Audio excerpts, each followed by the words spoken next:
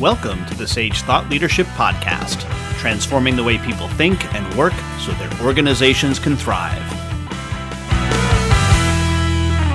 Well, hi, everyone, and welcome to our podcast. I'm Ed Kless, and with me today is Don Farber. Don has 30 years of experience with ERP, CRM, and HR applications.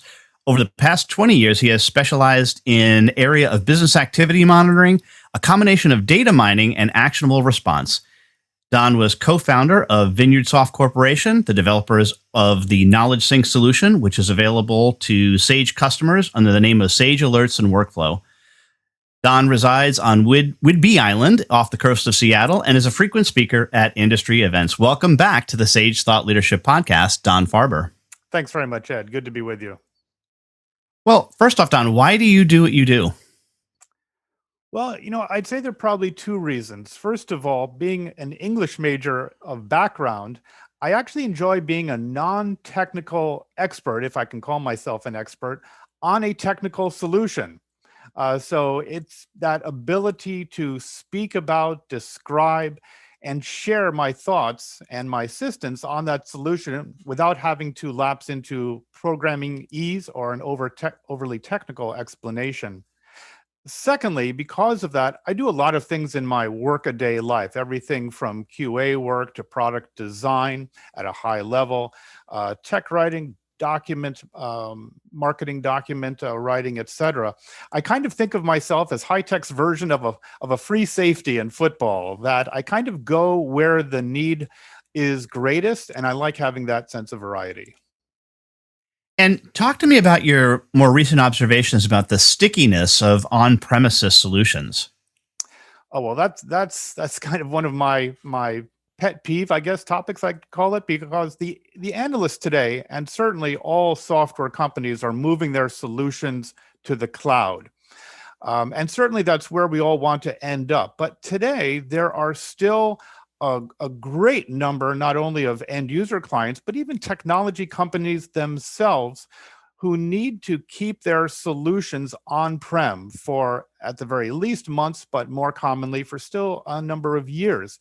So I think that a key concern in this area, especially among clients, is that they've got one or more on-prem solutions that are going to stay on-prem for a while. They're looking at other solutions that are now moving to the cloud, and they absolutely need for those cloud-based solutions to still be able to talk to one or more of their on-prem solutions. So it's that hybrid environment, to me, which is a key concept today. And why do you think that is? What's the stickiness about? Is it that the functionality of the stuff that's available in the cloud just isn't completely there yet? Is that part of it? I do think that's part of it. I think cloud-based solutions are still playing catch-up to their on-prem brethren.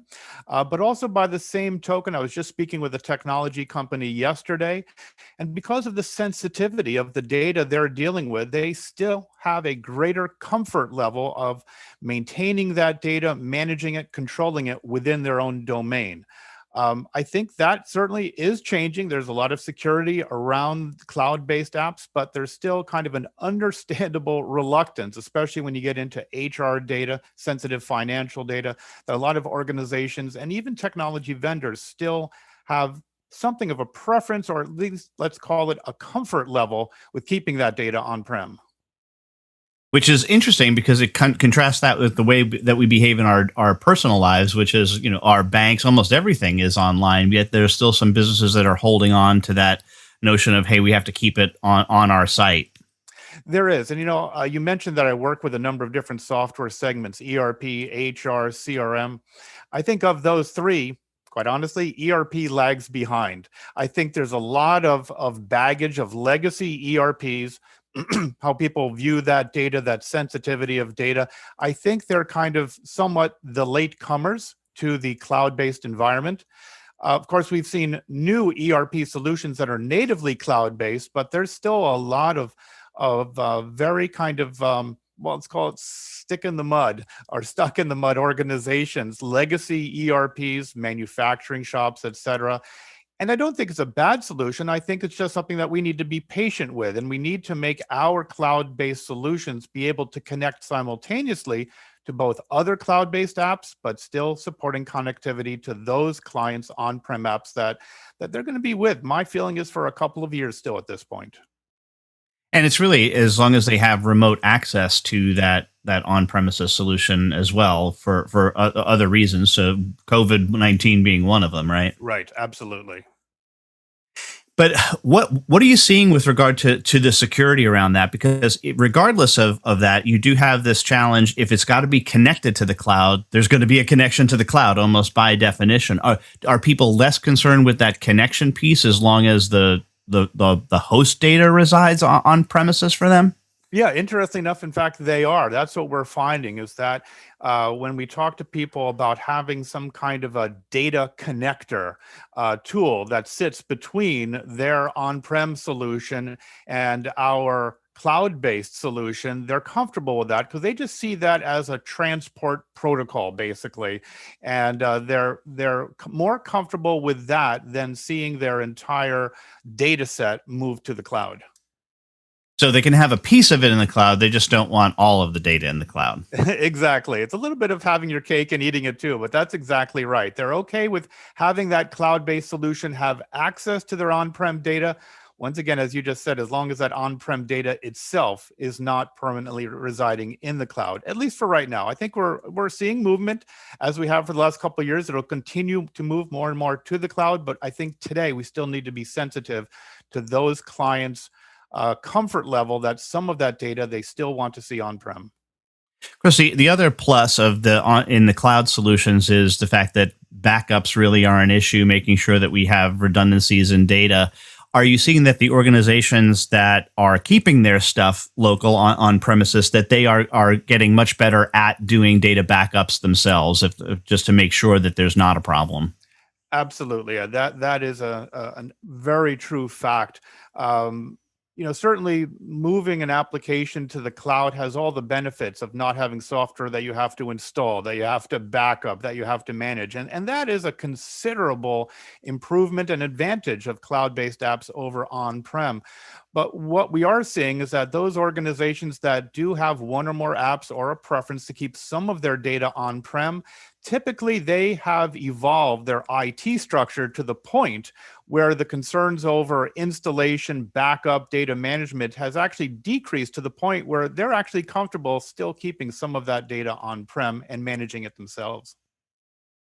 And Don, as you know, we have an exit question that we ask all of our guests, and that is, who is a hero of yours and why are they a hero?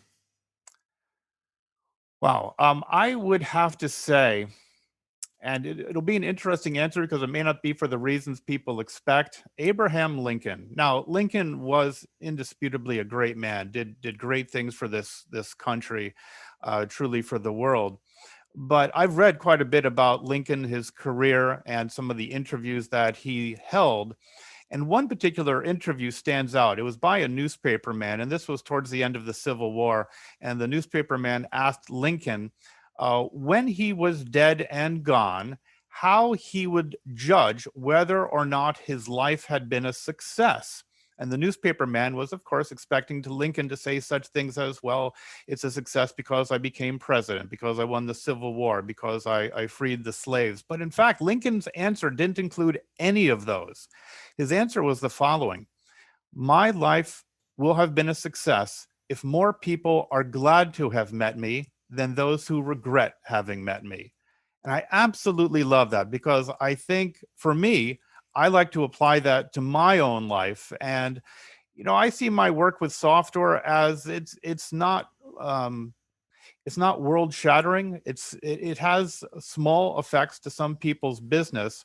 But as I deal with those people, whether it's the end user client themselves, our business partner, or other technology companies, I just want to do so that when that interaction is done, that person is more happy to have had those conversations with me than those who regret having those conversations. So I follow that example of Lincoln's.